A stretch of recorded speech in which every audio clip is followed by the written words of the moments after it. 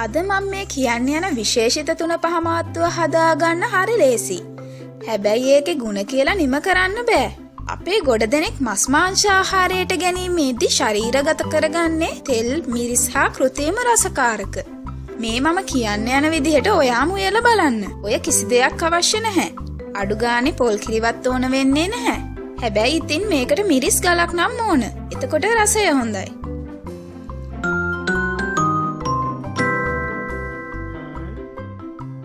අවශ්‍ය ද්‍රව්‍ය ගොරක කැබලි 3ක්, සුදුලුණු බික් 4ක්, කරාඹු නැටි 3ක්, එනසල් ඇට 2ක්, ලුණු මේස හැන්දක්, ගම්මිරිස් ඇට මේස හැඳි 2ක්, මිරිස් කුඩු මේස හැන්දක්, සාමාන්‍ය අමු 3-5 මේස හැන්දක්, කුරුඳු පොතු ස්වල්පයක්, කරපිංචා මිටක්, වේලා ගන්නා ලද මුරුංගා කොළ මේස හැන්දක්.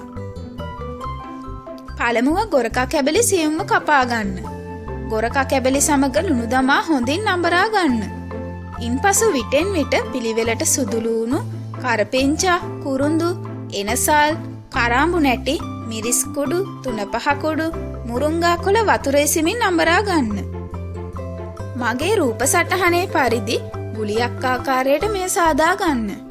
දැන් ඉතින් හදාගෙන ඉවරයි. මස් මාළු ඕනම දෙයකට මේ සහ වතුර පමණක් මිශ්‍ර කරමින් හින්දලා උයන්න. මිරිසට, ඇඹුලට ඕනෑම විදිහකින් උයන්න. මතක තියාගන්න. තෙල් දාන්න ඕනේ නැහැ. කිරි ඕනේ නැහැ. රසකාරක ඕනේ නැහැ. බඩේ ආම්ලිකතාවයට, හෘද රෝගීන්ට, කොලෙස්ටරෝල් පිළිකා මේ ඕන දෙයකට මේක හොඳයි. මේ උදිත් නිරෝෂණ කුලසූරිය විසින් අරුණෝදය ෆේස්බුකයේ පළ කළ ලිපියක්. තවත් මේ වගේම වටිනා ලිපියකින් යලිත් හමු වනතුරු මම ගිහින් එන්නම්. මම පුෂ්පිකා විජේරත්න.